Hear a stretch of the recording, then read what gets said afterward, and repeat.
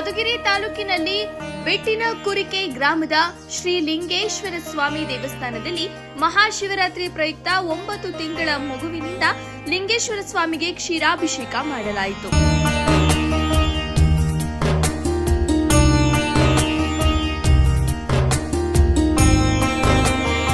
ಈ ಸಂದರ್ಭದಲ್ಲಿ ಅರ್ಚಕರಾದ ಪುರುಷೋತ್ತಮ್, ಪೂಜಾ ಕರ್ತೃಗಳಾದ ತುಮಕೂರು ಸರ್ಕಾರಿ ಆಸ್ಪತ್ರೆ ಸರ್ಜನ್ ಡಾಕ್ಟರ್ ರಾಜು, ಅನುಸೂಯ, ರತ್ನಮ್ಮ, ನಂದಿತಾ, ರಂಜಿತಾ, ಶ್ರೇಯಸ್, ಕೃಷ್ಣಪ್ಪ, ಸೌಮ್ಯ, ಯುಕ್ತ, ನವನೀತ್, ಗಾನ, ಎಲ್ಎನ್ ಮೂರ್ತಿ, ಗೌರಮ್ಮ, ಉಷಾ ಇನ್ನು ಹೆಚ್ಚಿನ ಸಂಖ್ಯೆಯಲ್ಲಿ ಭಕ್ತಾದಿಗಳು ಭಾಗವಹಿಸಿದರು.